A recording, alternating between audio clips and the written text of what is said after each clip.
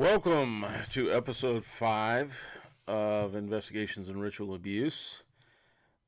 This is the 5th episode, and today we are examining bisexual and gender identity within ritual abuse groups. This is a continuation of our Role of Bisexuality series within ritual abuse groups. And today we're going to be naming names to episode 5. in terms of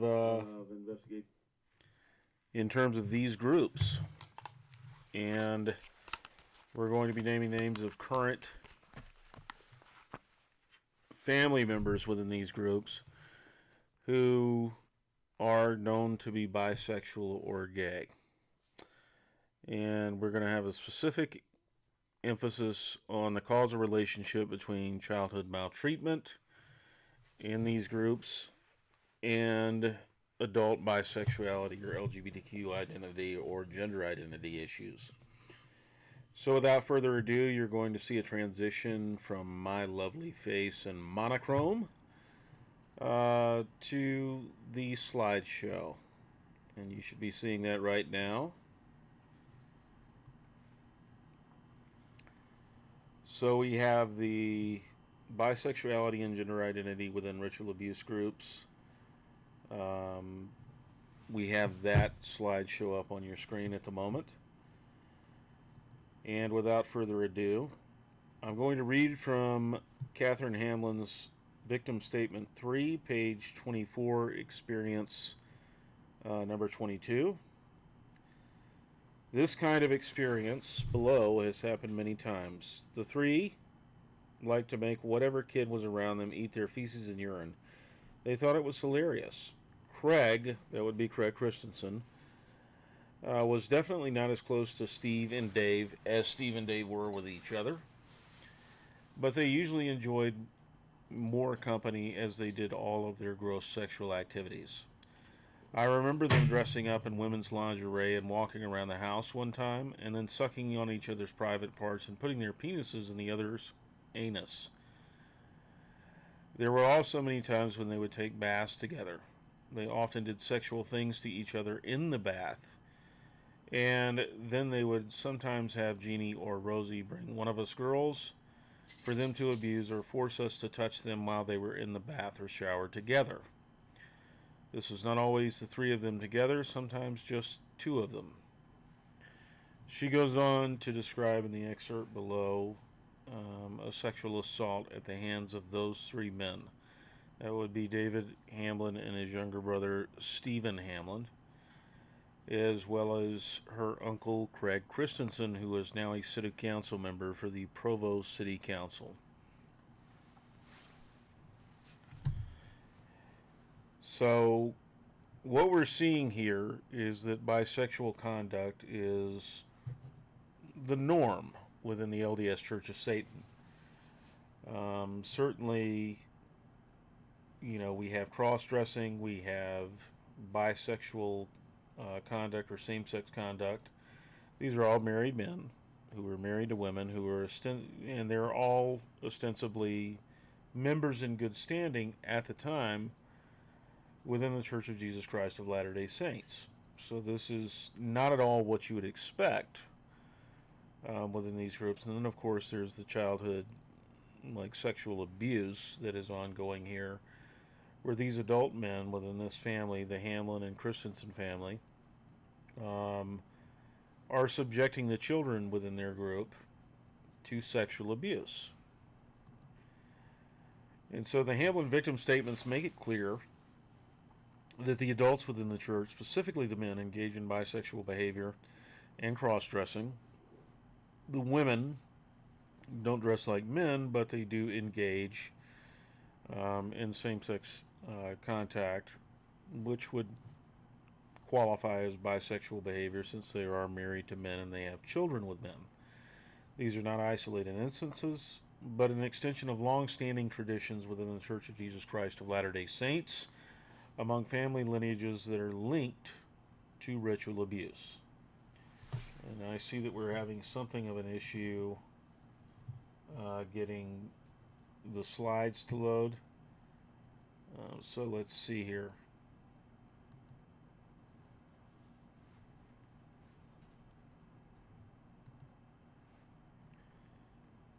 Okay. So the Hamlin victim statements, as I said, make it very clear what's going on here. And as I said, this is something that is a long-standing tradition within the Church of Jesus Christ of Latter-day Saints. So in this picture, you see to the left, sitting on this fake horse, is Lowell Benyon, with his missionary companions Billy Morrell and Floyd Cannon.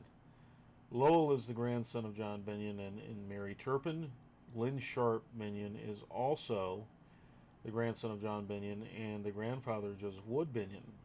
Glenn is John Benyon's son by a different wife, John Benyon being a polygamist. Lowell and Floyd Cannon are dressed in the garb of local peasant women and men in Germany. June 1930, they served their mission in Europe. Now, this is despite the fact that Deuteronomy 22:5 explicitly states that the woman shall not wear that which pertaineth unto a man, neither shall a man put on a woman's garment, for all that do so are an abomination to the Lord thy God.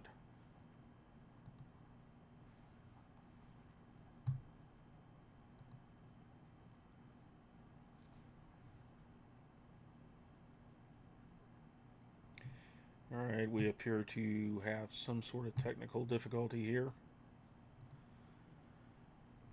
Alright.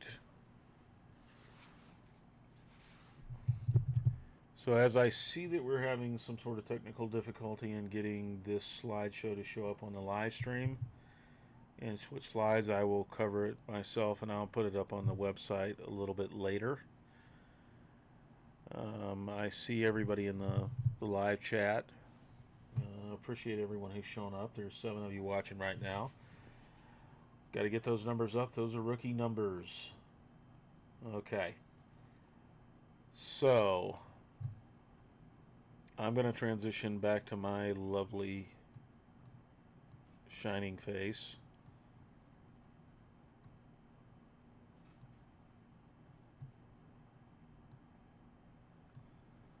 And I will cover the slideshow. I'll post it up later on investigations of ritual abuse. My apologies.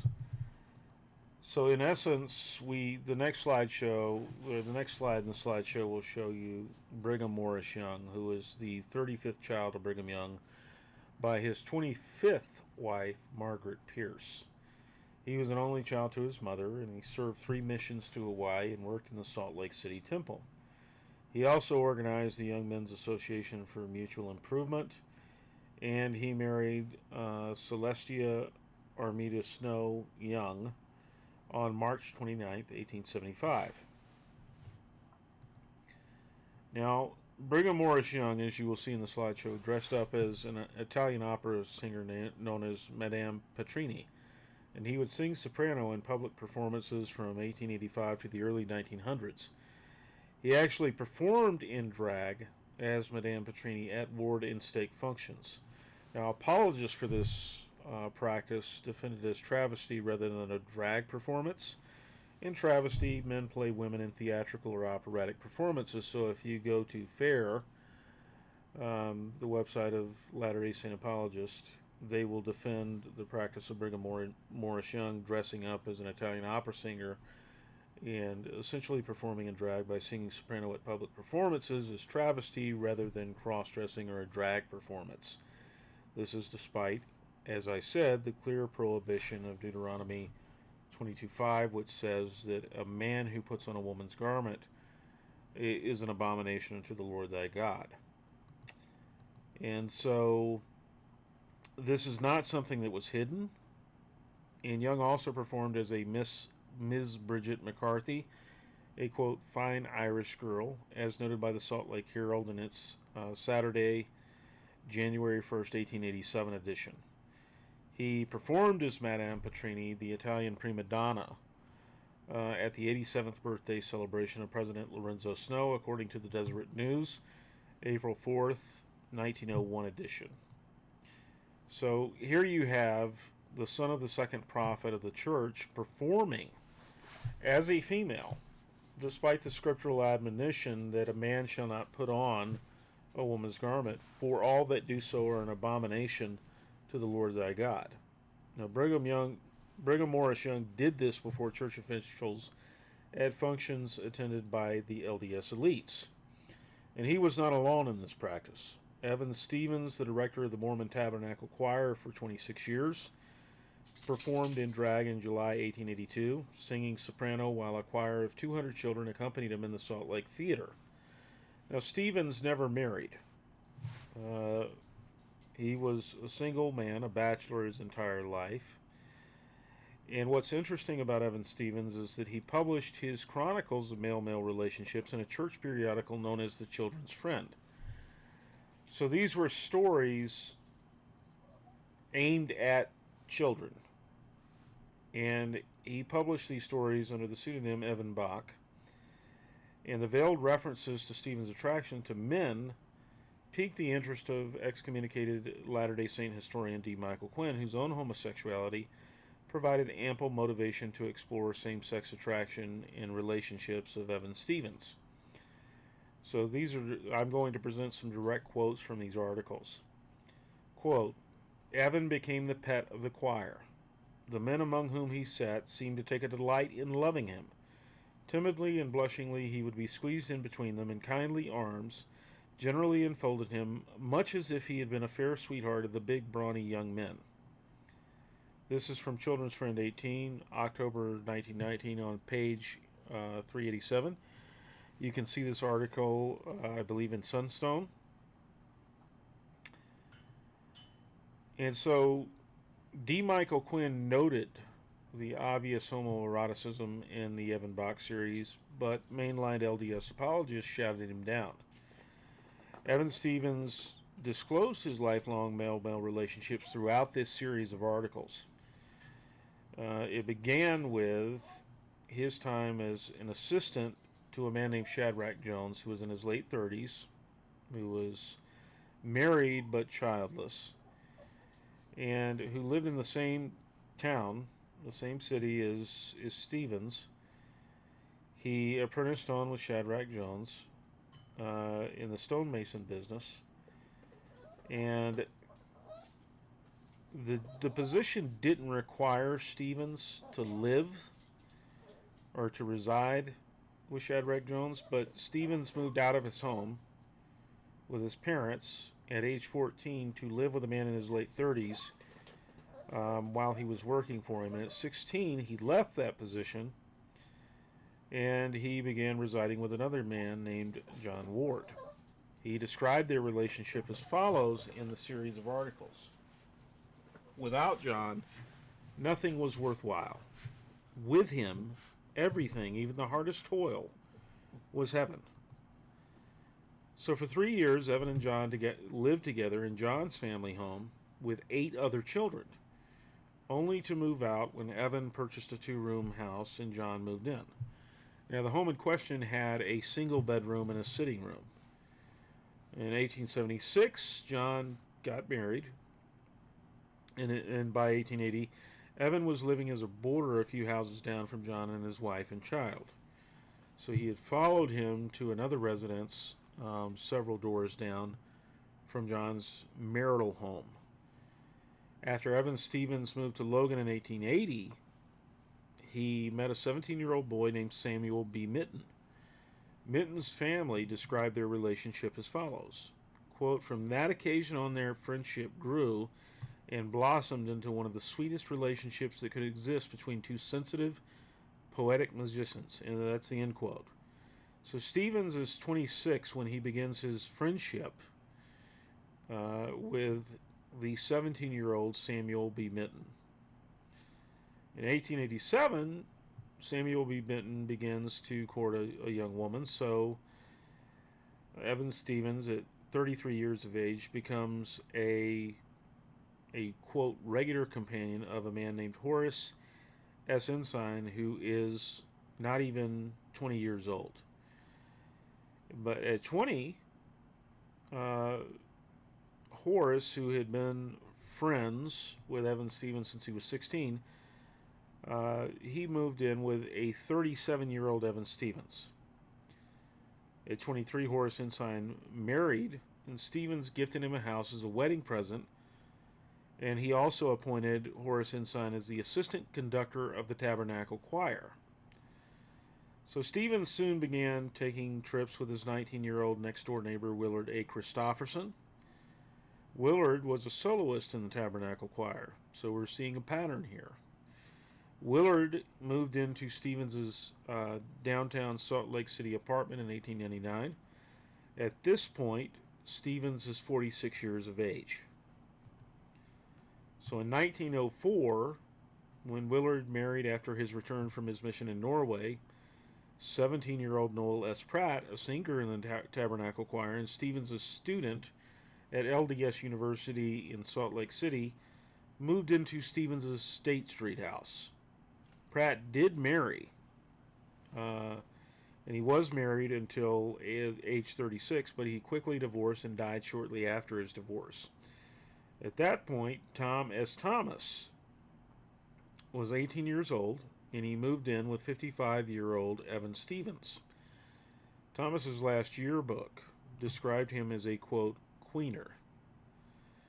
So when Thomas moved to New York City to study medicine at Columbia, Stevens was paying his tuition and his fees, and Stevens moved with him and resigned as a Tabernacle Choir conductor. In 1917, Stevens returned to Salt Lake and moved 30-year-old Ortho Fairbanks into a home he owned in Highland Park. After Fairbanks was married 5 years later, in August 1922, Stevens took a trip to Los Angeles and San Francisco with a 17-year-old named John Wallace Packham.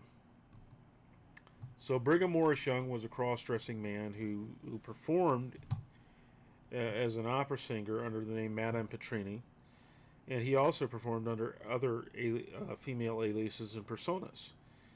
The first full-time director of the Tabernacle Choir, Evan Stevens, had any number of live-in relationships with much younger men who performed in the Tabernacle Choir or who were his students at LDS University. Lowell Binion, who was one of the CS Spring City Punisher, or the alleged Church of Satan Spring City Punisher, Joseph Wood Binion's relatives, posed in women's clothing during his mission in Europe.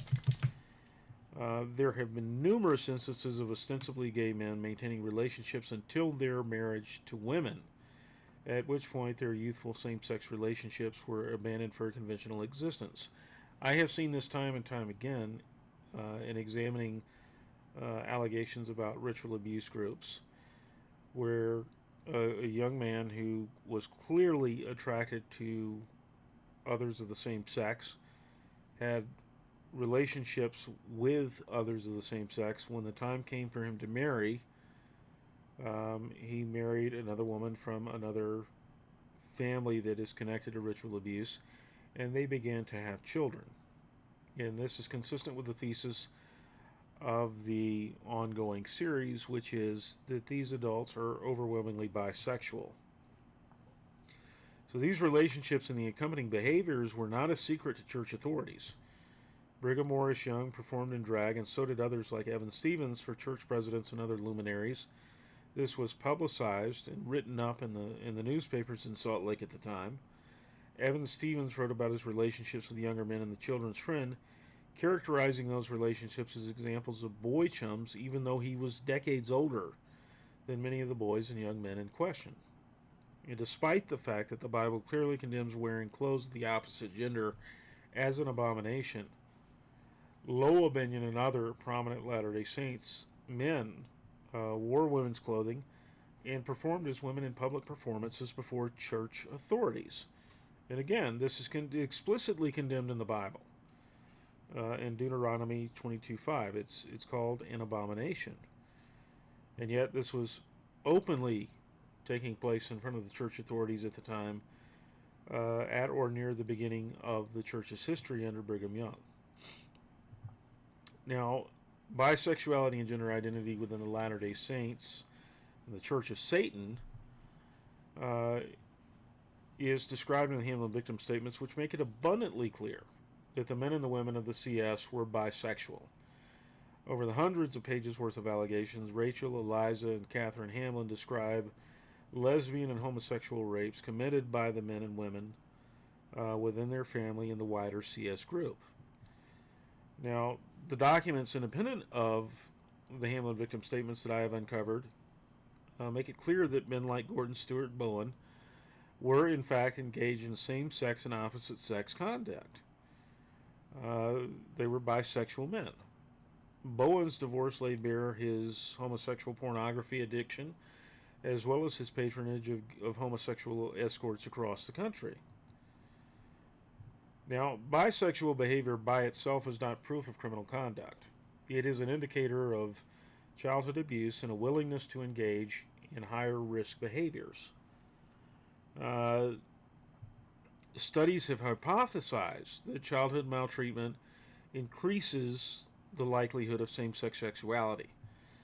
Now, there are 4 pathways to same-sex sexuality connected to childhood maltreatment in the academic literature. These pathways have been posited in multiple studies, and they're going to be presented on the next slide.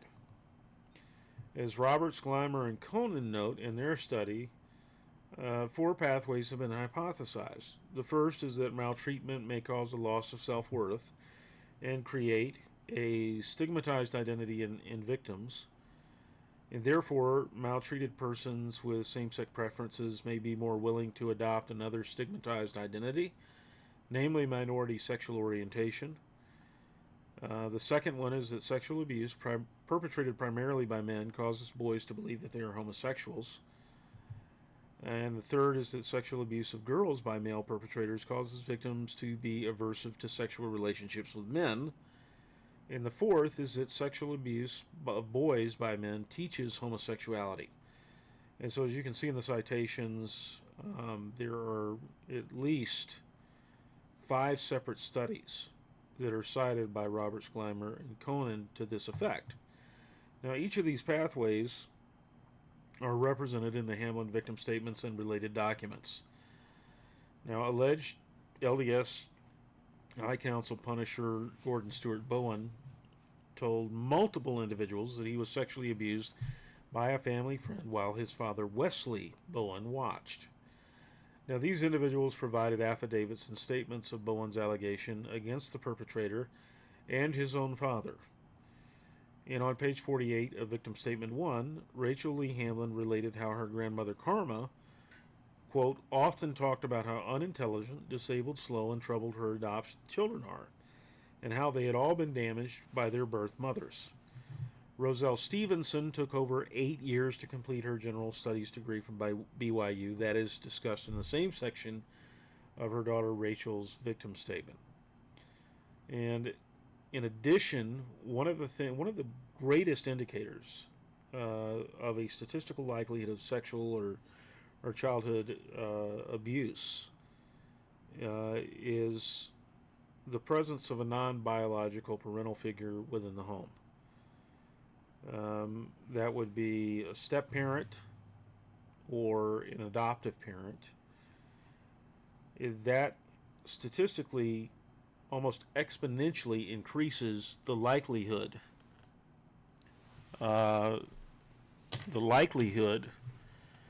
that a child will be abused. So I'm seeing from Dan that we're having some issues hearing me. Is everyone else experiencing the same issue?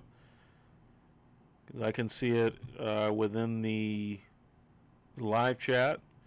My apologies. I've moved the microphone closer to my face. My audio mixer indicates that you should be able to hear me quite well. I'm turning it up a little bit.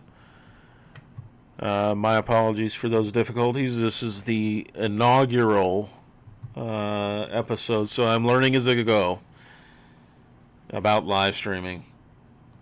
So as we move on, Katherine Hamlin stated that Robert Lee Hamlin, her paternal grandfather, taught his sons David and Stephen to participate in the ritual abuse groups and the Satanic Church. So Eliza Hamlin alleged that Gordon Bond conducted a demonstration of sexual abuse in his home for the assembled Church of Satan members, in which Carla Jemison's daughter was forced to submit to anal rape by a teenage boy who was bound and blindfolded. And this is a direct quote from Eliza Hamlin's victim statement. Quote, Gordon explained that this method was meant to teach the boy that this type of sex was preferable, that pain was actually pleasure, and to seek this type of feeling again. He went and undid the boy's ropes. He told his parents that he was to have full accesses to his siblings and his mother at any time, and he should be allowed to experiment. If he showed any hesitation, it was the role of the paterfamilias to assist the boy until he got over any shyness. The paterfamilias should send the mother or siblings into him at night to sleep in his bed. Gordon then said that the boy was to teach his brotherhood how to do it, using himself, their siblings, and their mother as victims. He told the parents that they should put a TV or VCR in their sons' rooms and provide them with as many S&M type pornos as they could get their hands on. You can see that on Victim Statement 4, page 48. Now, in the context of the Hamlin victim statements, one of the things that is alleged is that Robert Lee Hamlin taught his sons, David Lee Hamlin and Stephen Hamlin, to participate in ritual abuse groups and to abuse their sisters and to participate in a satanic church. So this is paralleling what Katherine Hamlin is alleging, and so her sister Eliza corroborates those allegations. So all three Hamlin sisters allege that their father David was conducting a business training CS families to condition their children to comply with ritual abuse. Now, during the training of Noah Christensen, his father, LDS artist Brian Christensen, allegedly orally sodomized his son and raped Rachel Lee Hamlin. Now, the excerpt of the allegation from Rachel Lee Hamlin is presented on the next slide, and I'm going to read from it now. David and Rosie had another side business where they offered courses or training for parents on successfully raising children in the church and making them obedient. So I see that my camera needs to be reactivated. It'll be just a second.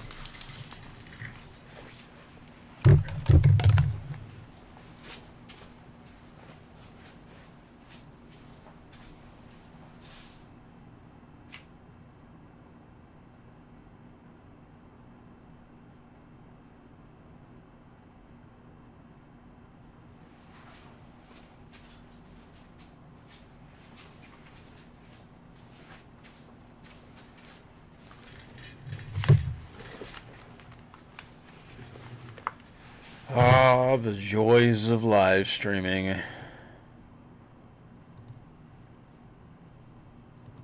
So let's take a look at this.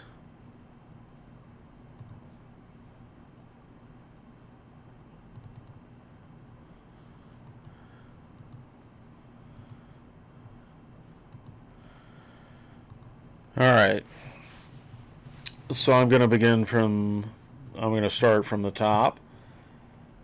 So, David and Rosie had another side business where they offered courses or training for parents on successfully raising children in the church and making them obedient. They said that there were specific techniques beyond what the church taught. They said that Eliza and I were walking advertisements, and we were threatened to always act as such, to make it clear to other adults that our parents were very effective in manipulating us so that they and we would get a lot more clients and money. Brian and Susan Kershesnik traded art to David and Rosie for these and other therapy services. David saw Brian alone too. So David was Brian Kershesnik's therapist, according to Rachel Lee Hamlin. David and Rosie drove us down to the Kershesnik house in Kenosha, Utah to be part of our, quote, introductory demonstration. We got there in the afternoon, ate, and the adults talked for a while.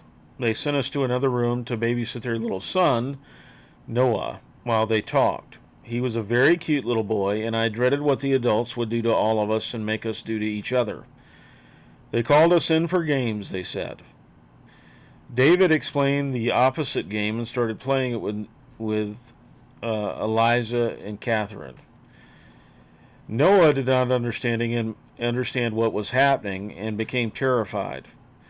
David and Brian took turns yelling at him for different things and then smiling and being kind.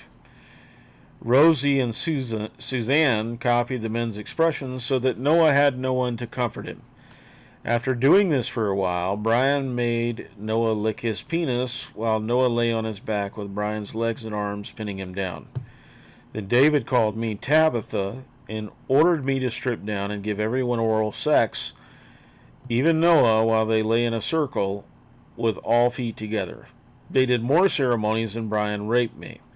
They also made Noah kill a dog. The frequency of this is described as follows. David did more training sessions with Brian and Suzanne in our Provo and Spring City houses. In Provo, they did one where David demonstrated the terrorizing and torturing techniques that they used in our daily living. Noah cried so much, and David used that opportunity to gag him and show his parents the many punishments he gave us when we were loud, such as putting him inside the altar or trunk in the office room with blankets on top of him, and told him he was being buried alive, tying him up, holding him upside down, putting drops of vinegar in his nose, and drinking urine from Brian's penis, sucking on it like a bottle. At another session in the Provo office, they chose a new name for a new part of Noah. David and Rosie explained that Brian and Suzanne needed to psychologically confuse him and train him how to act with his new name. They called me Tabitha and Eliza Melissa and made us demonstrate how obedient we were to whatever they asked us to do. Brian sodomized me while David sodomized him at the same time, and I was made to give Suzanne oral sex. David told Suzanne that I was her treasure. So here we see the role of bisexuality as a conditioning tool. We see Brian Kershesnik engaging in same-sex conduct with his young son, Noah, orally sodomizing him, according to the allegations made by Rachel Lee Hamlin. This abuse is corroborated in the other victim statements as well. So it's not just Rachel alleging it, it's also her sisters corroborating it. You see that same-sex contact between Brian and David Lee Hamlin is out in the open, in front of the children. It is not anything that is stigmatized. In fact, it's put in front of the children to normalize the behavior, to normalize the conduct.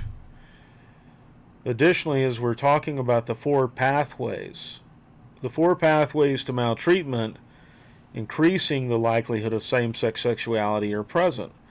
There's a clear stigmatization and loss of self-worth presented in the victim statements filled out by the Hamlin sisters.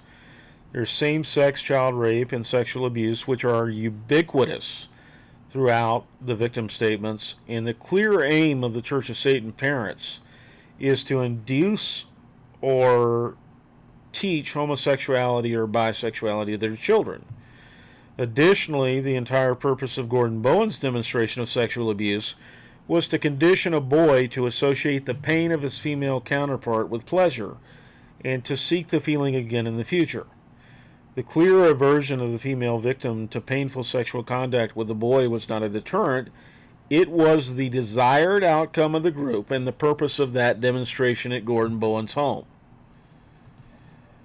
So as Roberts, Gleimer, and Conan found, childhood sexual abuse and non-sexual maltreatment were approximately linearly predictive with the reported same-sex attraction, partners, and identity. So those 3 dimensions are directly connected to childhood sexual abuse and non-sexual maltreatment, otherwise known as child abuse. Quote, all dimensions of sexual orientation were more strongly associated with sexual abuse than with non-sexual maltreatment. And so the study concluded that from half to all of the increased prevalence of childhood sexual abuse experienced by sexual orientation minorities compared with heterosexuals may be due to the effects of sexual abuse on sexual orientation. So it may be causally related. Among participants with a high level of sexual abuse, 8.9% of men were gay or bisexual, and 5.1% of women were lesbian or bisexual versus respectively 1.3 to 1.0% among persons not abused. So among persons not abused, 1.3% of men are gay or bisexual, and 1.0% of women are lesbian or bisexual. But if they report a high level of sexual abuse, that percentage rises to 8.9% for men and 5.1% for women.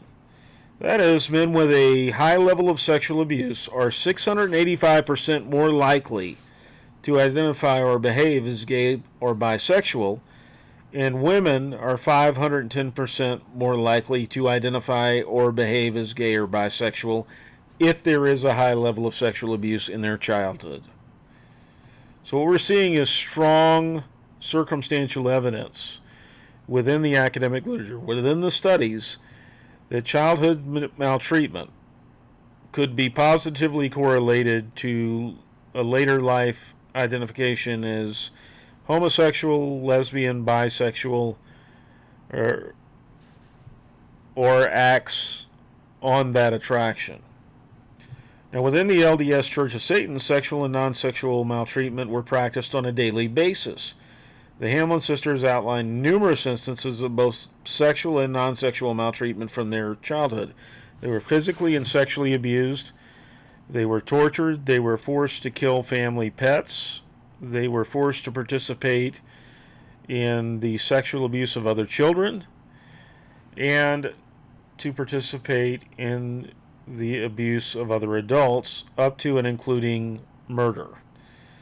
Because of this, one would expect to see gay or bisexual children, or gay or bisexual adult children of Church of Satan members present in the Church of Satan families identified in the Hamlin victim statements. And that is exactly what one finds.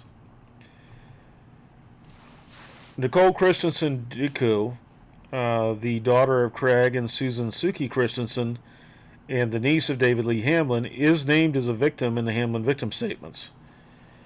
She also identifies as a lesbian, and she's married to a woman. She and her wife were among the first gay couples to be married in Utah. I'm going to read from one of the victim statements, Katherine Hamlin's victim statement 3, experience 13, relaying the abuse against Nicole Christensen Duku. She is explicitly named as Nikki. Growing up, Eliza and I often played with Nikki. Nikki is between Katherine's and my age, or I think Rachel's and my age. One of the times we played with Nikki in the bunkhouse, the summer before Miriam was born, there was suddenly a loud thump on the porch, and David opened the door. He said something about how he was looking for his wifey, and then came in and acted like he was eating all of our fake food we were making. He played along with the games we were playing and about living in the bunkhouse together, and then he told us that we were all his wives and we all had to do things to him. He lay on the lower east bunk bed and ordered Nikki to unzip his pants. He was very mean to her. She did, and he told her to suck on it because he needed it clean for his girls to suck on. I was angry at him and volunteered so Nikki wouldn't have to. I tried to go really hard and fast so that he would ejaculate and get it over with. He didn't, and he made Nikki lie on him, and she had to bend her body and neck a lot to fit into the bunk bed while she was on him. David put his penis in Nikki. He purposely hit her against the top bunk while he thrust it in and out of her vagina. Then Rosie came in. Nikki was obviously in pain, and when he was done, he left us. Rosie said she also wanted special treatment, and so she sat on one of the little chairs and told Nikki to suck on her vagina. Rachel said that she would rather and called her mother and smiled at her. Rosie smiled as she took off her garment bottoms and lifted up her skirt. Rosie sat down and leaned her head back as she relaxed. Nikki did what she was supposed to, and then Rosie left.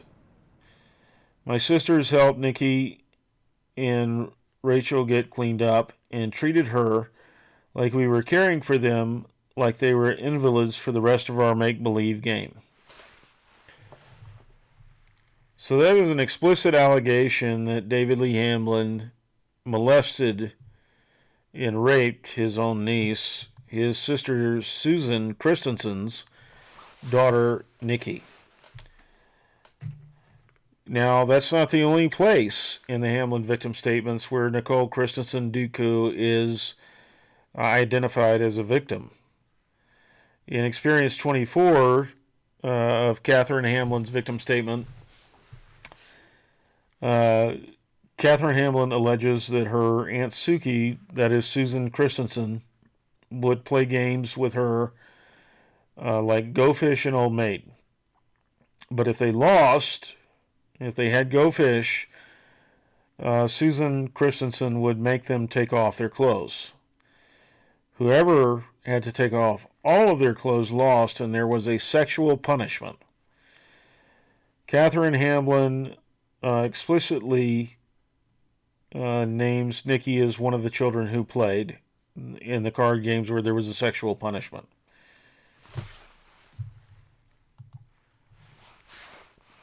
From Natalie Dicku, that is Nicole Christensen Dicku's wife, she wrote an article in Salon.com about being one of the first LGBTQIA children or LGBTQIA couples married in Utah in the wake of the Supreme Court's Obergefell decision. This is from that article.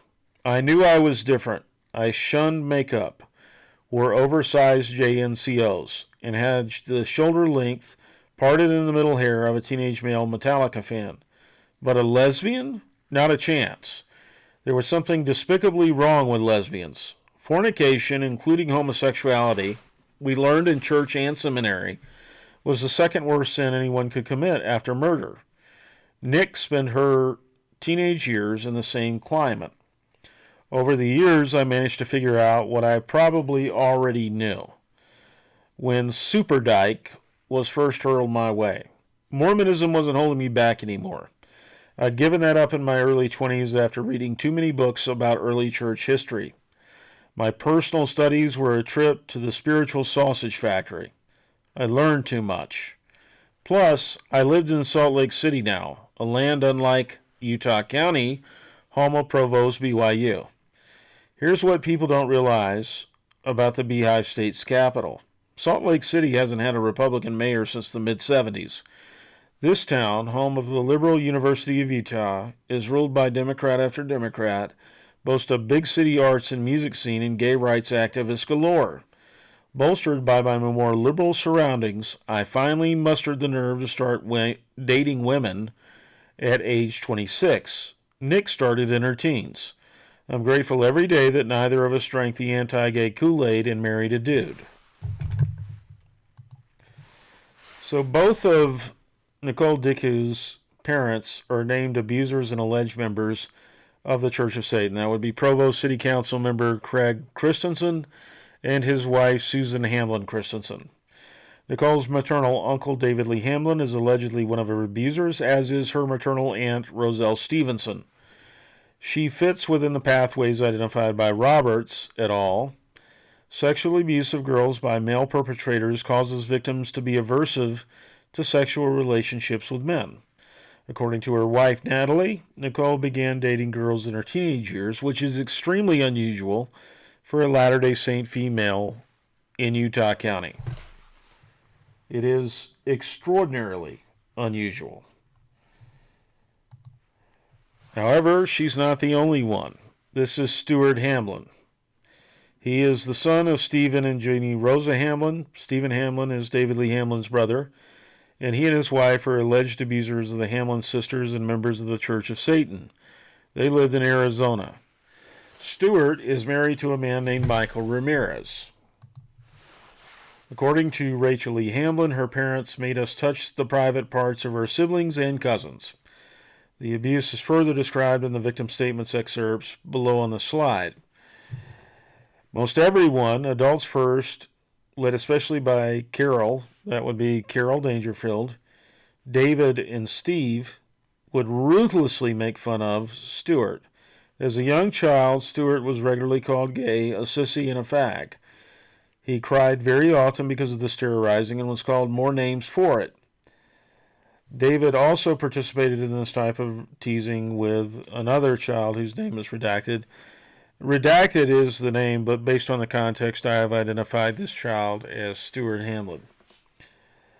So, Nicole is between Rachel and Eliza in age and Eliza and Katherine, I believe, in age, and played very often with us growing up. Suki, her mother, wanted Nicole to be included with us in our various performances, but our parents told us that Nicole had no talent and was not pretty enough. Nicole was often told by the Hamlin relatives that she had the Christensen head, the round face, and was awkward and or ugly. Adults, including her own parents and cousins, were very cruel to her, tormented her, or acted disgusted with her regularly. She often retaliated. Aunt Suki would ask me many times to teach Nicole to be a good peacemaker. Nicole's personality is not subtle, and she is a very openly passionate person. She had a very hard time, from what I saw and experienced, being her family's peacemaker. The adults would laugh and encourage any poor treatment of her by her cousins.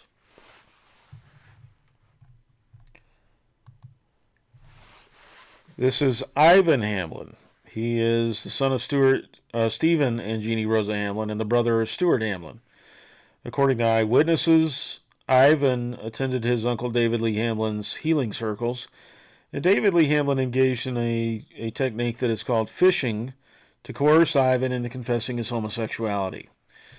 Fishing was David Lee Hamlin's technique for coercing attendees to confess to purported sins or compulsions, and Hamlin professed to be a direct descendant of Jesus Christ and therefore a holder of a holy patriarchal priesthood that enabled him to discern such things.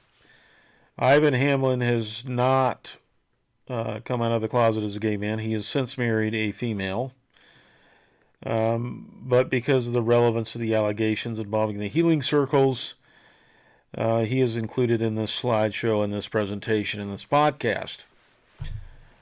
I want to stress there is no definitive proof that Ivan Hamlin is attracted to anyone of the same sex or that he engages in same-sex conduct.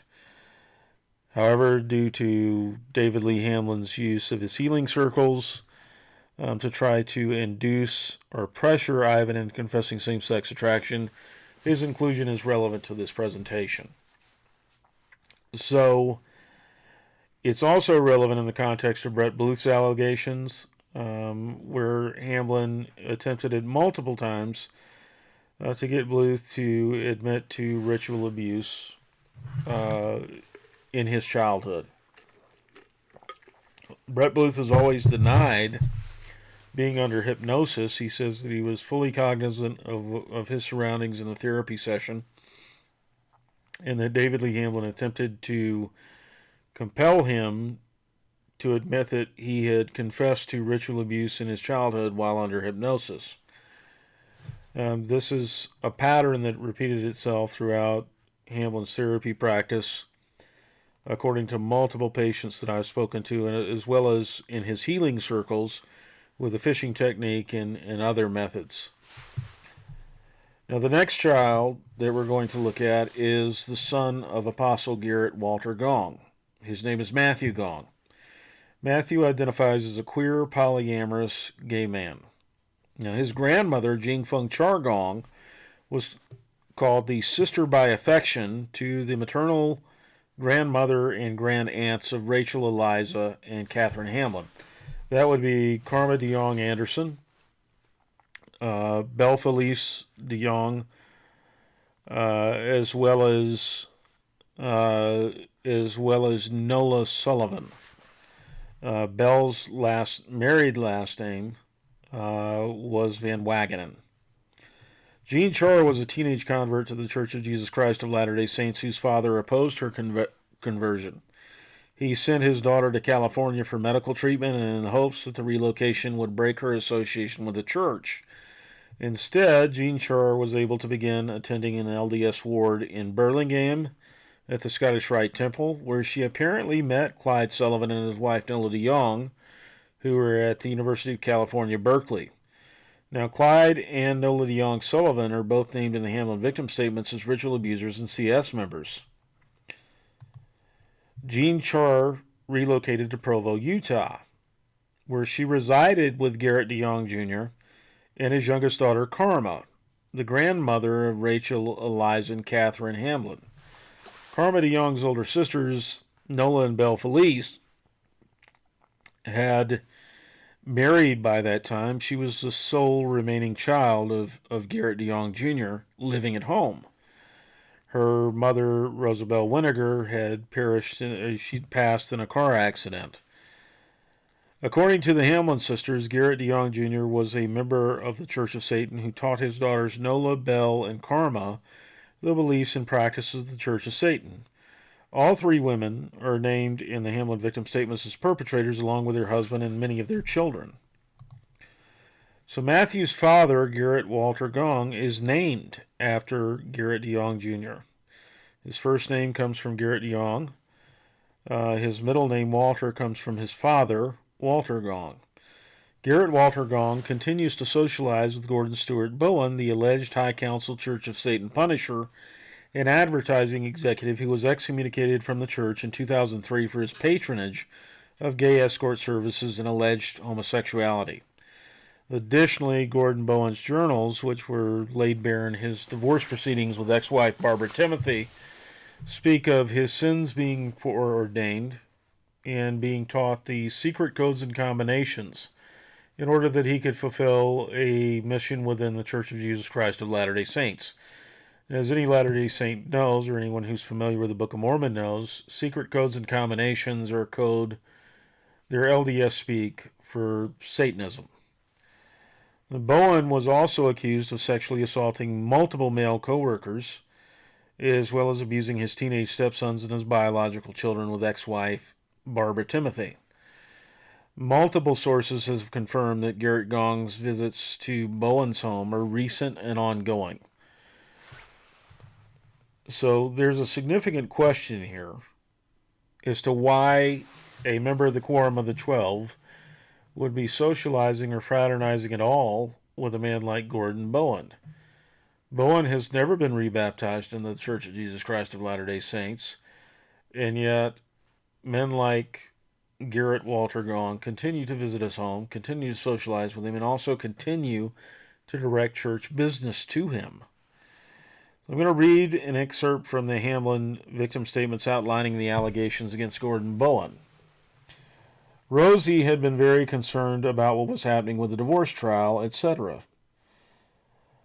They, that would be David and Roselle Stevenson, wrote, or David Hamlin and Roselle Stevenson wrote love letters back and forth to each other for a time.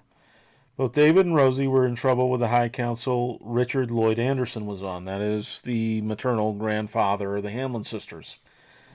One night, Rosie told me that all of us, my sisters and I included, were in danger of being punished.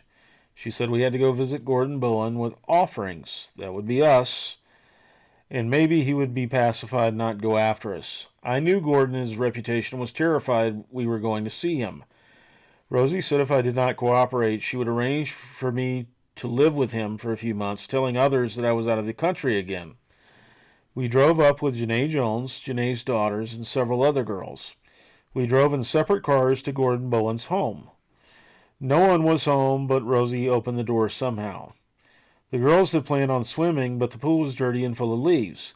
Instead, we went to the house, and Rosie started getting the food out of the fridge for the meal she had planned to make him. Janae and Rosie and I helped prepare the meal and clean up. I was sent upstairs to a bedroom Rosie had assigned me with the order not to come out, not to do anything, and to do everything that Gordon had told me to do. I'm not sure who left or stayed, but I did hear redacted crying in the night. I sat on the bed and I stared at the door.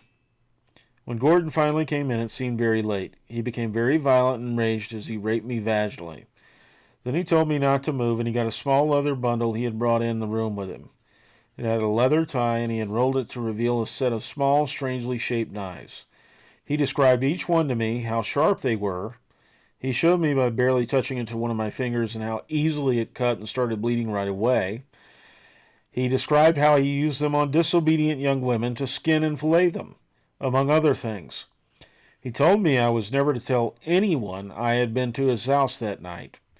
After he left the room, I held my finger until it stopped bleeding. I cried as I heard redacted crying and a lot of other sounds, voices, laughing, animal-like sounds, and screaming throughout the night. Now, having read that excerpt, I want to reiterate the earlier questions. Why would an LDS apostle, a member of the Quorum of the 12, one of the 15 highest ranking officers of the Church of Jesus Christ of Latter-day Saints, continue to socialize and visit with an excommunicated gay man with multiple abuse allegations? Why would that LDS apostle and other high-ranking LDS officers direct church business to Gordon Bowen? What happened between Jean Char, Matthew Gong's grandmother, and the DeYoung family during her time in Garrett DeYoung's home? If the Hamlin sisters are telling the truth, the conditioning and ritualized sexual abuse of children within CS homes occurs on a daily basis. The Hamlin victim statements detail daily abuse. In fact, most of the time it's multiple times a day at the hands of multiple adults.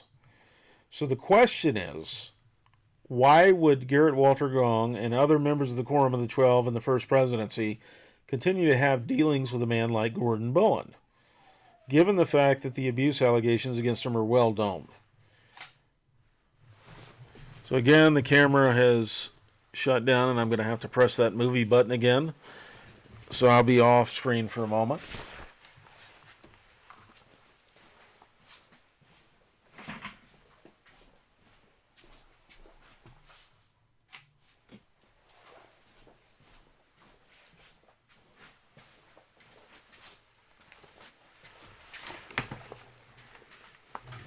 My apologies. Certainly this is the inaugural live stream, and apparently my camera, the Canon that I'm using, is set for 30 minutes of continuous movie filming, so I'll have to adjust that in the settings for future live streams. But moving on, we're talking about the closeted children and their parents at this point. There are other children of Church of Satan families named in the Hamlin victim statements who are not yet publicly out of the closet. IRA has chosen to abstain from outing those children who are now adults. The adults within the CS who are explicitly accused of engaging in same-sex sexual conduct are as follows. David Lee Hamlin and Roselle Stevenson, who are both facing criminal cases in American Fork and in Manti. Joe and Lee Binion of Spring City. Brian and Susan Kershishnik. Randall Lake. Lincoln Kevin and Khalil Kelly.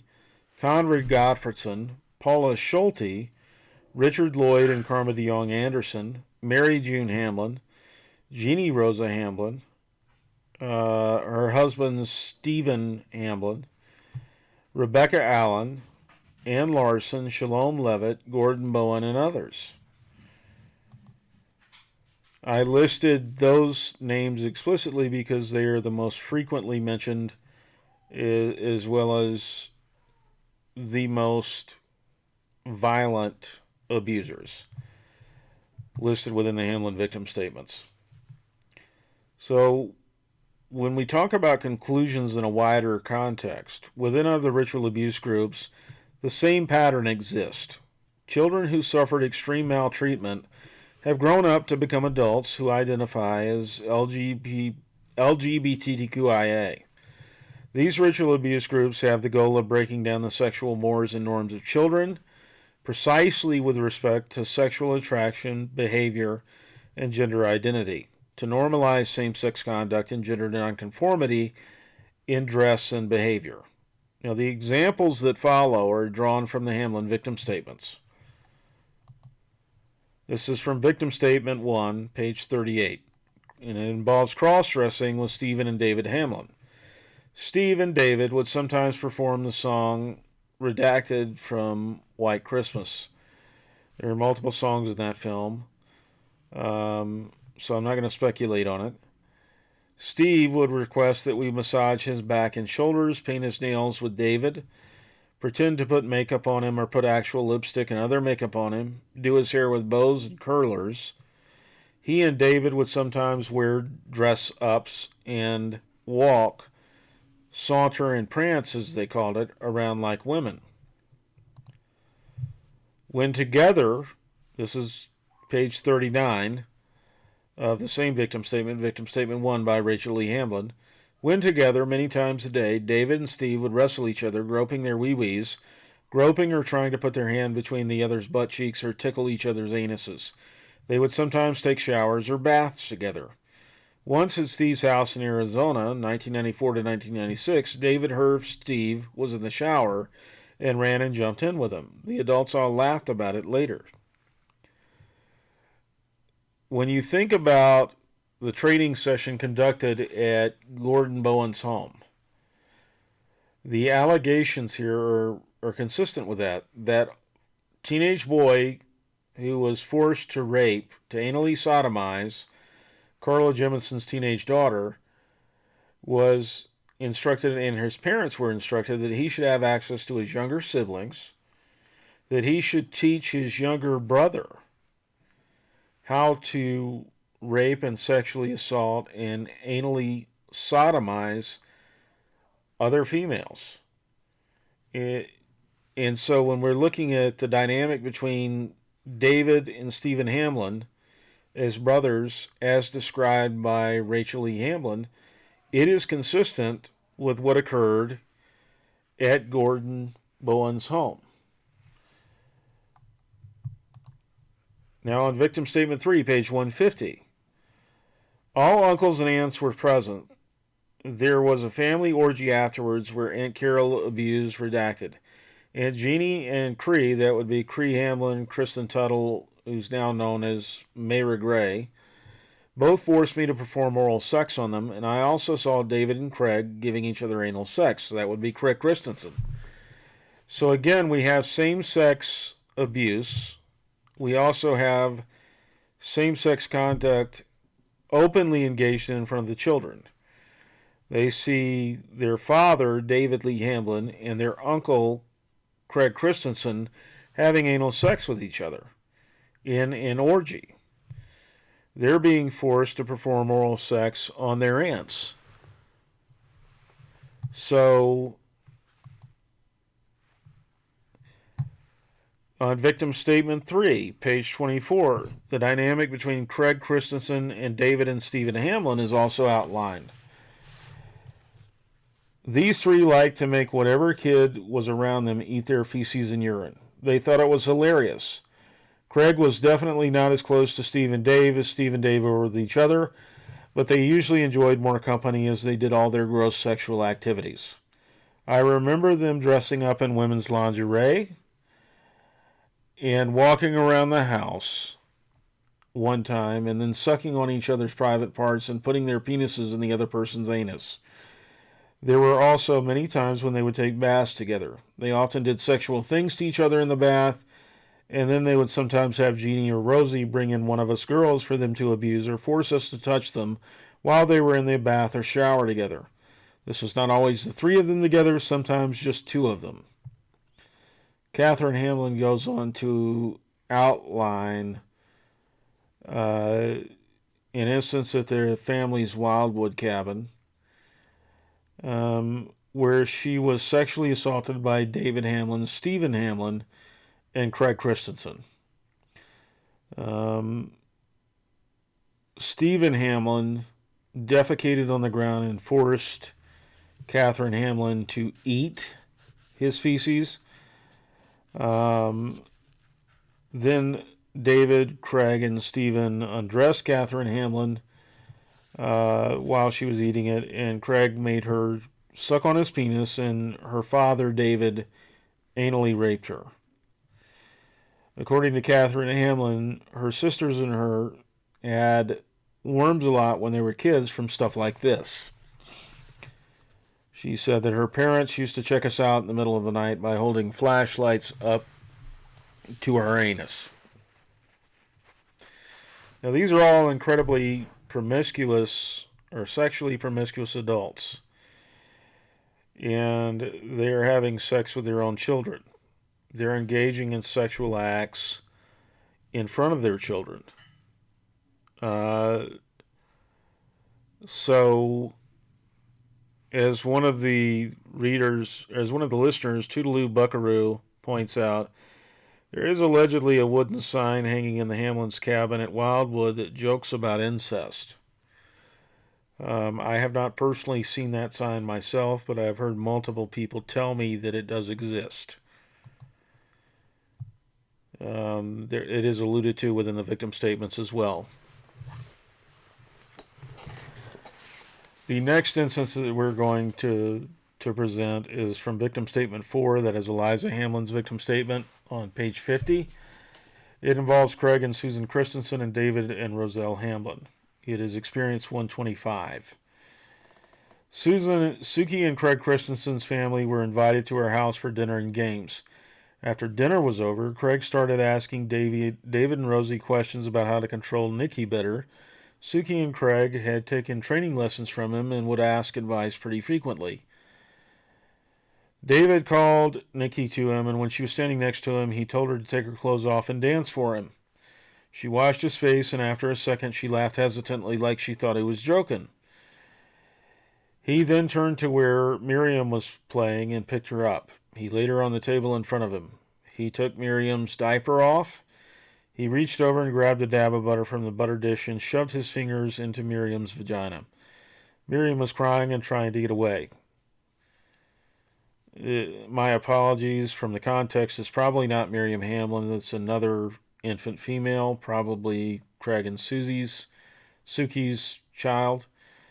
Her parents just sat there and watched the response. David started talking softly to Nikki. He told her that he had to do this because Nikki didn't want to protect her or do her duty. Tears welled up in Nikki's eyes, and she pulled on David's arm to get him off of her sister, but David pushed her away. He picked up, it would be either Abby Christensen or Sophie Christensen, I believe their names are, and handed her to Suki. He turned to Nikki and told her to take her clothes off and dance for him. When she hesitated again, he reached for her sister, but Nikki quickly took her clothes off and did as he told her. Again, this is sexual abuse with the purpose of conditioning. That's the entire purpose of this. It is to normalize same-sex conduct, to normalize incest, to normalize the abuse, and to turn children into participants in the abuse who will be adults capable of carrying out and perpetrating this same type of abuse. That's what the abuse is. It is training to produce children who will become adult members of the CS and carry on the CS's activities with their own offspring. Victim Statement 2, page 92, we go to Brian and Suzanne Krishishnik, David and Roselle Hamlin, and the Krishishnik son, Noah Krishishnik. They called us in for games, they said. David explained the opposite game and started playing it with Eliza and Katherine, I believe it was. Noah did not understand what was happening and became terrified. David and Brian took turns yelling at him for different things and then smiling and being kind. Rosie and Suzanne copied the men's expressions so that Noah had no one to comfort him. We've read this excerpt before, and at the end of the day, what happened was that Brian Krishishnik pinned his son Noah down and forced him to perform oral sex. Brian then later raped Rachel Lee Hamlin. They forced Noah to kill a dog. And then they carried out more training sessions with Brian and Suzanne, during which Noah Krishishnik was subjected to additional sexual abuse, physical torture, and forced to drink urine from his father Brian's penis. During one of the sessions at the Provo office, they chose a name for a new part of Noah Krishishnik. David Lee Hamlin believed that he could create parts in his victims, which is roughly analogous to a dissociative identity. And so that's what he was doing in the training sessions. He had alternate identities for his daughters that signaled to them when they were called by that name that it was time to perform sexually.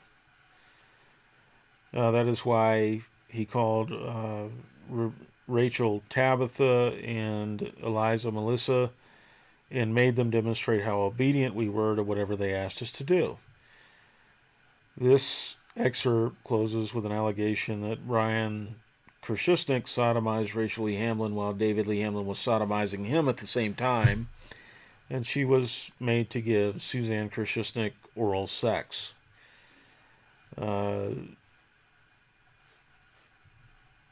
It is graphic and disgusting, but we are presenting the facts here, and we're not nearly done with that presentation of the facts 2 years in. Within the victim statements, however, we have one more excerpt to read that involves Conrad Gottfredson, David Lee Hamlin, Rachel Lee Hamlin, a woman named Angela Fenton, and the Hamlin sister. Now, Angela Fenton was a patient of David Lee Hamlin's who suffered from dissociative identity disorder. Many of you probably know it as multiple personality disorder. And David Lee Hamlin moved her into his Provo home. So as a clinical psychologist, he had his patient with dissociative identity disorder living in his home with his family. In his divorce, it was confirmed that Hamlin held his daughter Rachel out of school to assist in Angela Fenton's therapy. David Lee Hamlin did lose his license to practice clinical psychology for having sexual contact with his patients and trying to convince them that it was part of their therapy. So this excerpt outlines an incident with Angela Fenton, Conrad Gottfredson, who was a former stake president in Alpine, and the president and founder of Apply Synergies, where Angela Fenton currently works. In the parlance of ritual abuse groups, Conrad Gottfredson would qualify as Angela Fenton's handler. So this is the excerpt. Angela was lying on the floor with her head pointed to the far wall, with the door to the patio, and I was crouched down with my knees under me. All of a sudden, David lifted my hips up and began to rape me anally. Then I heard and felt the push of Con behind him, giving him anal sex. It was chaos as they were pushing at different times, and I was trying to steady myself and not hit into Angela. Everyone was breathing heavily and making strange sounds. David and Con were praying to Lucifer in between their weird animal sounds. I stopped doing anything to Angela and just tried to keep from being bowled over. When they were done, they all lay on the floor with their eyes closed. My sister and I looked at each other, and I nodded for her to sneak out. I pretended like I was done on Angela and curled my legs under me and moved away from her towards the altar or the trunk. I didn't think she could protest not having an orgasm and still claim to be 5 years old. They got up after a few minutes and Con left the room. David asked Angela, or her 5-year-old part, if she had felt, quote, Jesus' love. She said no, and I thought she was going to turn me in. He smiled and said that was right because those good feelings had really been from Lucifer's love. He told her that scary Jesus hated her and went on like that for a while. I got dressed. They never asked Redacted to come back out. I think they forgot. Then they took a break for a while to eat some soup Rosie had made from human bone stock. So again, we have an instance of bisexual behavior being modeled in front of children. It's same-sex contact between Conrad Gottfredson and David Lee Hamlin. Conrad Gottfredson was the LDS Church official who recommended Hamlin's victim, Brett Bluth, to see David Lee Hamlin for therapy to overcome his homosexual inclinations or attraction. It is alleged that Conrad Gottfredson told multiple male patients who he referred to David Lee Hamlin that Hamlin had helped him overcome his own homosexual attraction, which, if the Hamlin victim statements are any indication, was a complete lie. Conrad Gottfredson, if these allegations are true, is clearly a bisexual man. And he and Hamlin had a homosexual relationship. Angela Fenton is from an alleged CS family in Alpine. And as I understand it, from analyzing the property records, the Fentons lived adjacent to the Bluths in Alpine. That would be Brett Bluth's father and mother. So the conclusions in the wider context of the bisexual and gender identity slides within the CS is that each of the prior examples would demonstrate the extent to which parents within the CS sought to modify their children by direct conditioning to childhood maltreatment and by modeling gender nonconforming behaviors such as cross-dressing or through the exhibition of same-sex sexual contact within a ritualistic setting. These ritual abuse groups have the goal of breaking down the sexual mores and norms of children precisely with respect to sexual attraction, behavior, and gender identity to normalize same-sex contact and gender nonconformity in dress and behavior. That is precisely why they behave in the manner described in the Hamlin victim statements. Ritual abuse groups clearly recognize the traditional view of same-sex or gender nonconforming behavior within their religious denomination, and they make efforts to engage in taboo behaviors and to expose their children to those taboo behaviors. Ritual abuse groups associate same-sex attraction and behavior as well as gender nonconformity with Luciferian worship and with rebellion against God, and they view engagement in such behavior as a form of worship and also as a form of preparation for the future generations within their family and their group.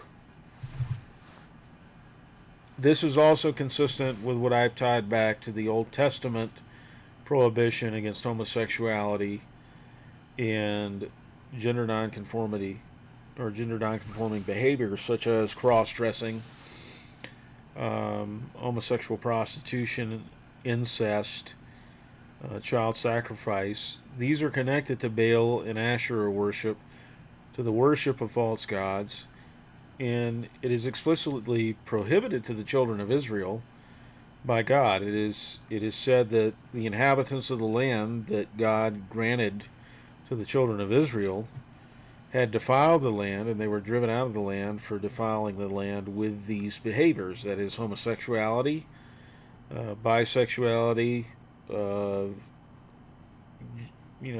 child sacrifice, homosexual prostitution, child prostitution. These things are all mentioned in the same breath. Incest and bestiality are also chronicled in Leviticus 18 and 20. And so every single instance where these behaviors are referenced in the Old Testament, it is connected to the worship of Baal and Asherah or other false gods. Now, in conclusion, there is an addendum to this presentation, which I'm going to go through quickly. And it's entitled David Lee Hamlin and Little David. A reader pointed out that in 2023, David Lee Hamlin had released a book called Mother Earth Manifesto. This book is dedicated to Native Americans who, quote, have preserved their original God-given ways, end quote. In his acknowledgments, David Lee Hamlin specifically thanks Eldon Talley, his protege, and Eldon Talley is now a, quote, Native American roadman or medicine man who trained under David Lee Hamlin. Kristen Hamlin, a.k.a. Mayra Gray, his sister. Katherine Jenkins, his editor. And Dennis Powers, the book's layout artist. Now, Kristen Hamlin, a.k.a. Mayra Gray, was married to Timothy Nathan Tuttle, who was convicted of sexually abusing their teenage daughter. In his book, Hamlin notes Mayra Gray's courage and devotion to the divine mother and father. Her second husband, Wayne Joan Hensey, had 2 obituaries. In the second, mentioned, of course, on the Essenes over a 2-year period where Wayne and Kristen visited Israel and decided to change their names to Bayer and Mayra Gray. It also outlines their extensive involvement with astrology, numerology, and other prohibited forms of religious exploration according to the Bible. Those forms of religious exploration are also listed alongside homosexuality, child sacrifice, bestiality, and incest in Leviticus, all of which are said to be abominations before God.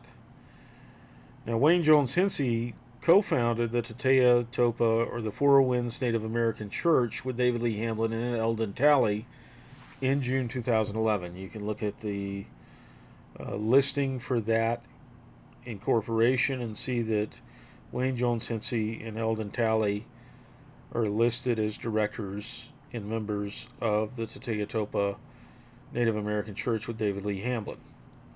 Wayne Jones Hensey's brother, Paul Flack Hens, is a former temple president in the St. Louis, Missouri temple, I believe. So Hamlin's sister, Cree Tuttle, a.k.a. Cree Hamlin, a.k.a. Mayra Gray, is an alleged member of the Church of Satan. Her name, Mayra, is a variant of the Hebrew word Mara, which means bitterness. Hamlin's sisters purportedly view him as a kind of savior figure, according to their nieces in the victim statements, and they allegedly engaged in incestuous sexual contact with him.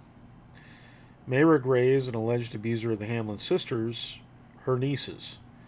And again, this sort of behavior, the bisexuality, the homosexuality, the incest, the child sacrifice, the child prostitution, all of which are allegations found within the Hamlin victim statements, these are connected to the worship of false gods. The chief false god, of course, being Lucifer. And so they're a byproduct of this kind of worship. They're also the way in which you worship Asherah, who is a sex goddess, and Baal, who was a god who demanded child sacrifice. In his book, Hamlin has a chapter entitled Negotiating with Your Inner Child, which begins on page 461, and it's quite extraordinary in the context of these allegations. This is a direct quote from a passage within that book. I saw a vision of the relevant dimension of my inner world. I now saw through the eyes of an aspect of my adult self who was present in that place. I also saw a super large aspect of little David had come together, as though he was one child. He had been gathered back from having been bound and blocked in many fragments from different traumatic and wounding childhood events through my nervous system. This kind of desperately wounded child consciousness had come back many times before, and had done so through my conscious endeavors for many years, but never so much at once. Childlike bits of consciousness that had been spiritually deadened and lost suddenly reconnected in alignment to the body and were suddenly freezed. These many bits of child consciousness gathered in my second chakra, or stomach, and they pulled together. They quickly congealed into one large, unified consciousness and pissed off child self aspect. In the inner world, these child aspects look like they did at the age when they split off, as they might appear in a dream. This is remarkably similar to how dissociative identity disorder is described within the academic literature and by patients who have dissociative identity disorder. This is David Lee Hamlin talking about his childhood persona being bound and blocked in many fragments from, quote, different traumatic and wounding childhood events throughout my nervous system.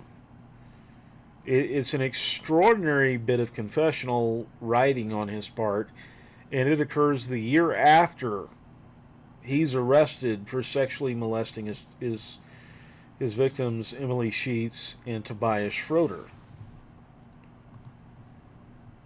This continues in a separate excerpt. Due to the childhood woundings I once endured as little David, resulting in my or his spiritual death, and he was still enraged. This was the same living, wounded spiritual energy, not some metaphor for who I once thought I was. For who I once was. This was the same energetic me who had once directly experienced various traumas and was now returning still really angry. I'll say he, but he is me, had fallen from grace into a state of spiritual death as his existential way of being. He understandably felt ashamed and abandoned in the presence of the glorious Divine Mother. But it wasn't his doing or his fault. It was more than shame, since he was still in that frozen place of rage. My child aspect was understandably enraged with God. It shows how, as a child, I was angry at God for allowing such woundings to happen and for not saving me in that time and place. But because I pushed away that energetic part of me so that I could survive and keep going, I was unconscious to what really happened. I felt and lived with the effects, however. That energy which used to be me became alienated and lost from me. I watched in vision as the Virgin Mother bowed her head graciously at my bidding in the present time. As a 10-year-old child, she smiled sadly and left. She was gone just like that. The Virgin Mother went away without a glance in my direction, honoring this enraged David boy's request.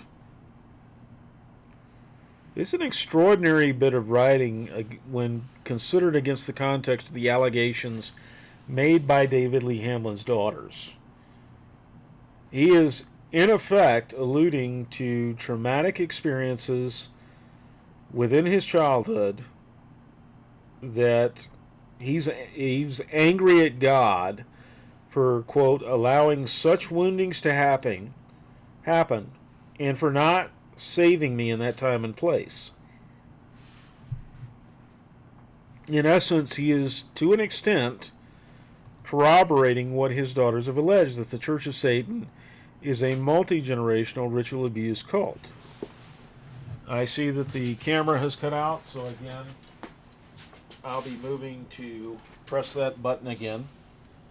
Apologies on the future podcast. I'll try to have that taken care of.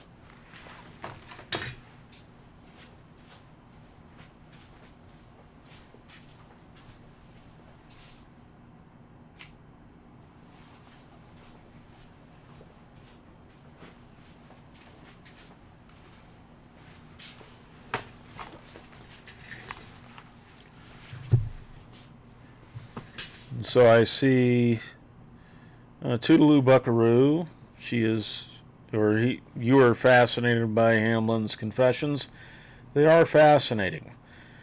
Moving on, there's another chapter entitled Parents as False Gods, in which David Lee Hamlin postulates that we are gods who signed up for our roles in, quote, our retrograde earth, end quote. Our parents are false gods whose archetypes we embody as we create a false image for ourselves, and these false images, these archetypes, inform our choice of spouse. Quote, we are drawn to partners whose archetypes reflect the unresolved archetypes of our childhood. In the context of his daughter's allegation that the Church of Satan is made up of families that consider themselves to be of a royal bloodline and who intermarry with each other, this explanation definitely applies to David Lee Hamlin's marriage to his ex-wife, Roselle Stevenson, who is from another family that is allegedly part of the Church of Satan and high-ranking as well. This is a quote from that chapter. What happened to you in childhood typically, not always, resembles what happened to your parents before you, and to your grandparents before your parents. Looking back to figure out who to blame for your troubles invokes the idea called an infinite regress. You can blame your family line, but the problem sits squarely with you in the here and now, not in the past. And blaming the past ignores that the same past is alive in your lost, imprinted childhood energy. Until transformed, that programmed childhood consciousness is condemned to repeat the past. You can resent your burdens, yet you are expressly here to learn from them how to overcome them. There is no other way out but through.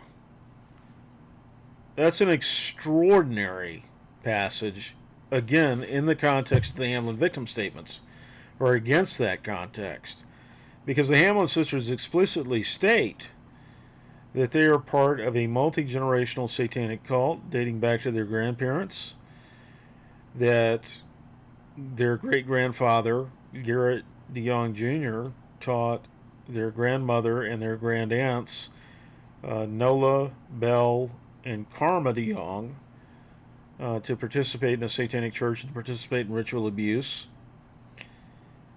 And, of course, they allege that their grandfather, Robert Lee Hamlin, was part of that same multi-generational satanic cult operating within the Church of Jesus Christ of Latter-day Saints. In addition, you might read this passage as David Lee Hamlin writing to his daughters. You can blame your family line, but the problem sits squarely with you in the here and now, not in the past. And blaming the past ignores that the same past that is alive in your lost, imprinted childhood energy. Until transformed, that programmed childhood consciousness is condemned to repeat the past. You can resent your burdens, yet you are expressly here to learn from them how to overcome them. There is no other way out but through. This effectively distances David Lee Hamlin from culpability, just like it distances his parents and grandparents and any other adult in the Church of Satan from culpability for abusing their children. In fact, it arguably states that these things are foreordained. That childhood ritual abuse, that childhood sexual abuse, that childhood trauma, that's our purpose in being here. It is an absolutely reprehensible point. It's an absolutely abhorrent point of view. But it is consistent with what we have seen of David Lee Hamlin. In the pretext call that he conducted with his daughter Katherine Hamlin in 2013 before his arrest, Hamlin explicitly stated, "I am sorry for raping you." That's as close to ownership as he got for, raping his daughter. He then spent the rest of the call saying, "I'm not saying I didn't do it or that someone in my body didn't do it, but it wasn't me. He initially makes a direct apology to his daughter for raping her and then spends the rest of the phone call trying to dance around as to whether or not it was, in fact, him or perhaps some other part within him that raped her. And it's the same thing here in this book. He is doing his best to acknowledge what happened while dissociating himself from any culpability or blame for it. He's placing it in a context in which this is sort of foreordained, and it's the purpose for him being on this planet, as well as everyone else who has suffered these childhood traumas and abuses. Don't blame the perpetrators. Understand that's just part of an infinite regression. And the problem is here with you in the here and now, not in the past. You know who's at fault for rape? The rapist. It's not a foreordained conclusion that you're going to be raped. It's a choice that's made by individuals. Johnny Appleseed, no, this is not from the Righteous Branch. This is the Manifesta. It is the book that David Lee Hamlin apparently self-published in 2023. So for David Lee Hamlin, these issues are why we are here. You can resent your burdens, yet you are expressly here to learn from them how to overcome them. There is no other way out but through. It is a perversion of what Latter-day Saints belief teaches, which is that we as premortal spirits choose to come here to the mortal world, the terrestrial world, to be born in physical form and to undergo the lessons to return back to Heavenly Father and to ultimately undergo exaltation and enter into the celestial kingdom. In essence, Hamlin doesn't assign responsibility for ritual abuse or rape or any type of abuse to the abuser. He assigns it to the victim. It's your responsibility to get over it. It's your responsibility to overcome the trauma of childhood sexual and physical and emotional abuse. It's your responsibility as a victim, or your task as a victim, to overcome the emotional and psychological difficulties arising from horrific childhood abuse and the purpose of the victim's life. The whole purpose of your life is to overcome these burdens. The reality of it is, that's not the purpose of your life. The purpose of your life as a parent is to ensure that your children are safe. And your children should not have their biggest threat coming from their parents and grandparents. Those people are the people who should be protecting their children and grandchildren from this type of abuse, and yet that clearly didn't happen if the Hamlin victim statements are to be believed. If those victim statements are believed, are to be believed, then the grandparents and parents of these CS children are the abusers. They're the threat to these children. And so, in the warped view and perspective of David Lee Hamlin, that's not the relevant point. The relevant point is to say, well, that's the reason why I'm here, is to overcome these traumas and this damage, not to assign blame to the people who are truly responsible for it, but to overcome it. Who's responsible for it is irrelevant, and so is their accountability, criminally, civilly, or otherwise. It's my responsibility to overcome this, and by extension, it's you, my daughter's responsibility, to overcome what I did to you. It's a very slick and twisted way of evading culpability or responsibility for what he did, allegedly. And what he did by his own admission when he said to his daughter, "I am sorry for raping you," during that pretext call conducted by the Provo police in 2013. And so I understand we're on a delay. I'm going to give the live stream time to catch up, and I will answer some questions in the live chat. So I'll be quiet for a moment and let the live stream catch up and answer the questions that you have for a bit.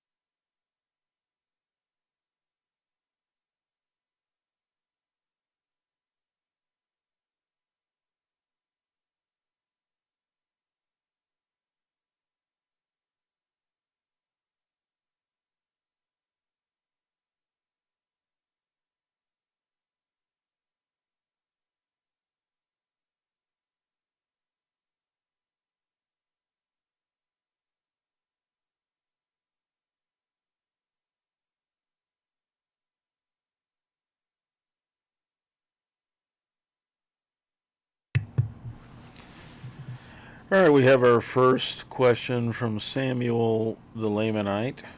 What are the odds of really holding these people accountable here in this life? As it pertains to David Lee Hamlin, I would say we have about a 60% chance at this stage. We managed to stave off the motion to dismiss for failure to prosecute. We managed to utilize public pressure to get Nathan Evershed appointed as another special prosecutor. And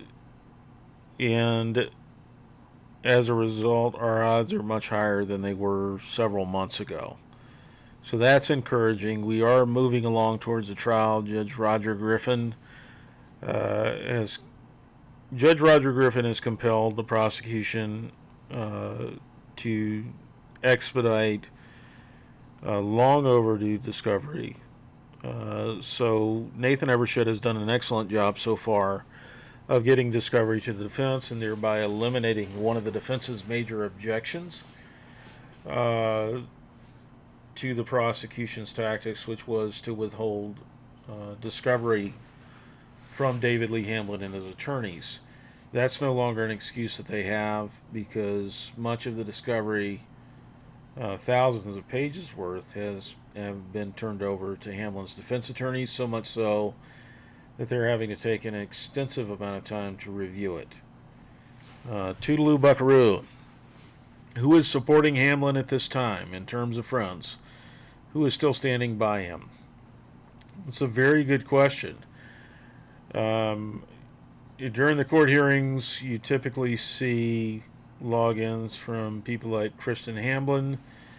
To some extent, you used to see Roselle Stevenson attending his WebEx hearings, among others. Eldon Talley is apparently question from Samuel the Lamanite. Is apparently standing by him as well. And so there are a number of people who are apparently still in his camp in terms of how he's paying Michael Petro and Lee Aston to continue his defense in American Fork. I don't know. If I had to guess, I would assume that he's receiving help from some of his wealthier friends, such as David Levitt, whose institute, the Levitt Institute, that's David Levitt's nonprofit. Michael Petro was a visiting professor in the Ukraine for. Uh, and David Levitt obviously has a lot to lose if David Hamlin does decide to turn state's evidence and testify against him. So he has a financial incentive to support Hamlin's defense. It's telling that in the American Fort case, Petro and Ashton remained on the case. They specifically entered in a motion to get off of the case or to be removed from the case in Manti,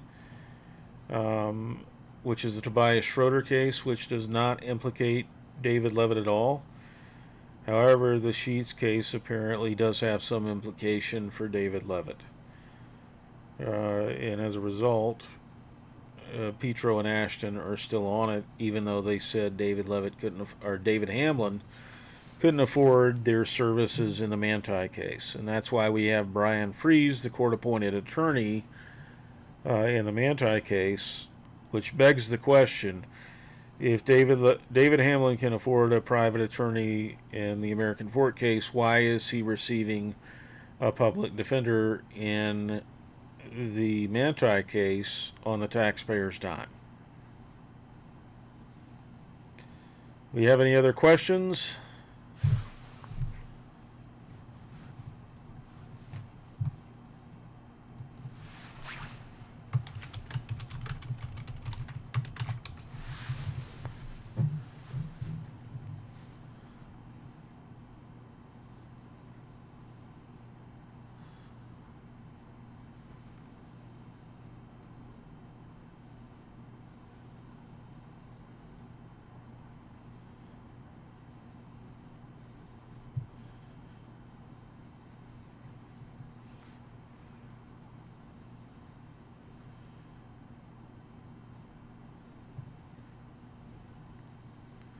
All right, it seems that we have no further questions, and I want to thank everybody who watched the inaugural live stream. I'm learning as I go, and obviously, this podcast, with its various stops and starts, reflected that, as well as the issues of the slideshow. What I'm going to do is post tonight's presentation in PowerPoint form on the original live stream announcement on investigations and ritual abuse to Substack. I'm going to try to do like a Dropbox link to where anybody who wants to download it can. And as you want to watch this, you certainly are welcome to rewatch and follow along with the materials from that PowerPoint. Samuel the Lamanite, thank you for your prayers. I can use them, especially with my upcoming battles with Joseph Wood and Lee Binion in the stalking case out of Manti. So we'll see how that goes. I'm not particularly worried about it. I believe even if they prevail in Manti at the level of Judge Larson's court, what we'll see on appeal is that will be overturned. So, as far as Toodaloo Buckaroos question, what can the public do to help? Obviously, if you have information, you can reach me at GOEL with a capital G 1830 on Telegram for any tips that you have. It's an encrypted service, and it's typically what I use when talking to sources and victims. You can also reach me on Gmail, which is less secure, at 1830GOEL at gmail.com. Additionally, if you want to financially support me, it's $5 a month on the Substack or $40 a year. Or you can choose a founding membership, which is much more expensive, but also As is the case with much of the revenue I generate from this and other private projects, which when I go away and I don't write for a while, it's because I'm working on a paying project, which I've been doing for the past week, week and a half or so. That's why content has not been as plentiful. I do have to pay the bills, and so private projects help me do that, and that's the reason for the lack of production. Every bit of support I get from the Substack goes back into this, and much of what I make from private gigs, after living expenses and whatnot, goes back into this as well. Uh, and thank you all for who have supported me over the past 2 years. You've enabled me to do this work, and I take it much further than I ever thought I would be able to. We've also kept a prosecutor on this case, even after Ryan Peters was taken off of it through a nomination for a judgeship by Governor Spencer Cox. And by the way, I don't really like politics, but I would highly encourage every single one of you to vote against Spencer Cox in November. Regardless of who you vote for, vote against Spencer Cox. I think his nomination of Ryan Peters, the original special prosecutor in the Hamlin case, was not a coincidence, and it wasn't an accident. Um, I have entertained allegations against Spencer Cox, that he is a closeted gay man and a deeply corrupt individual. I think the way that the nomination process played out is something of a confirmation of that. I also just don't agree with the man politically. He's not a conservative, and in my opinion, he's not really a Latter Day Saint, based on the policies that he has endorsed and some of the courses that he has taken. So I'd encourage you to vote against him, as a means of supporting me and as a means of supporting ritual abuse victims in this state, because he is an obstacle to the policy reforms that we'd like to see take place, to sexual abuse laws, to enhance sentencing for those who rape children and adults. We have a 3% conviction rate in the state of Utah for rape. That is abysmal, and that needs to change. Johnny Appleseed, have I read Paper Dolls and Cowboy Boots? Yes, I have read it. I wrote a series about April Daniels, aka Loretta Gale, in which I outed her as Loretta Gale. The context clues in her books were something I was able to unravel. Does it connect to this case? Yes. Yes, it does. Nicholas Groesbeck Smith Sr., um, who was Nicholas Groesbeck Smith Jr.'s father, was the LDS missionary who visited the de Jong family in Amsterdam at their clothing store. And when the de Jong family immigrated to Salt Lake, they lived down the street from Nicholas Groesbeck Smith Jr. at Apple Street, and when he built his new house, the de Jong family rented a floor in his old house, which was adjacent to his new house.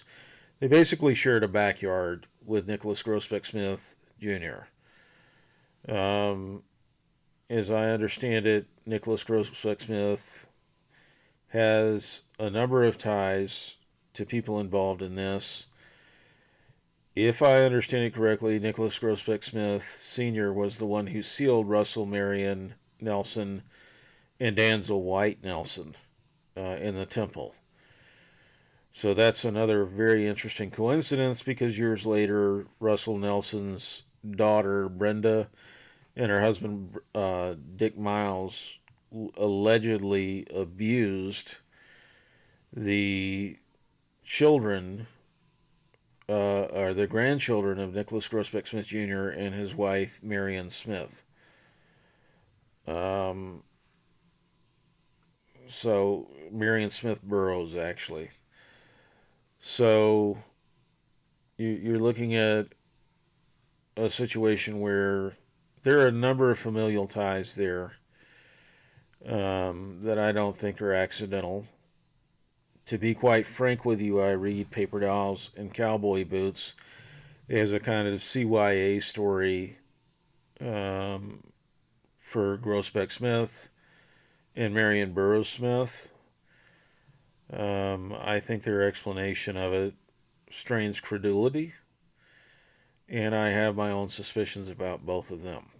I also have my suspicions about ISAT, the Intermountain Sexual Abuse Treatment Center, I believe, which Marion Burroughs Smith helped to co found. In looking at the family relationships, there is ample reason to believe that ritual abuse did not begin in that family with Dick and Brenda Miles. Do you know of anyone trustworthy that is investigating SRA or similar elsewhere in the country, in particular the East Northeast? It's interesting that you would bring that up because one of the cases that I've assisted with is in the eastern United States in the Southeast. In particular, it's in South Carolina and Georgia, and it involves a Baptist ritual abuse ring. Um, and that is an ongoing issue that I consult with some of the family members on from time to time. However, my hands are full with the Hamlin case. But when it comes to methodology and a little bit of investigative research training, I have helped with other cases on the East Coast and the Southeast in the present time and in the past.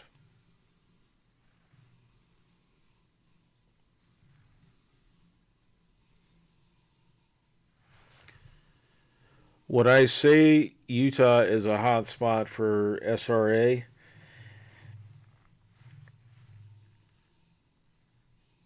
It depends on your perspective. It's very much a hot spot for Latter Day Saint ritual abuse. Um, to some extent, there is involvement in the Catholic Church within Utah.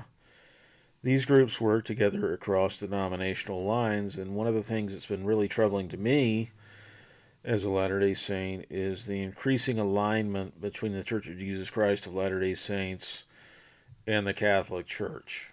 That is something I'm deeply troubled by. Um,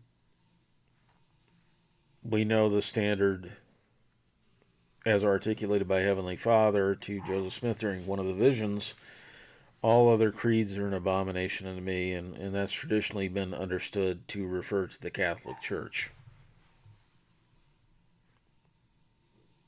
It's an either or proposition. Either the church is true or it's false, and if the Catholic Church is at all true, then the church is false. And I don't believe the Catholic Church is true, but one of the things that I've noticed is that we are increasingly moving towards a view of Heavenly Mother that is analogous to the Virgin Mary and the way the Catholic Church views her. We're having some of the same discussions as Catholics have had and resolved, where they resolved it in favor of praying to the Virgin Mary. It has been about a 40-year debate as to whether or not it would be doctrinally or theologically or scripturally correct to pray to Heavenly Mother.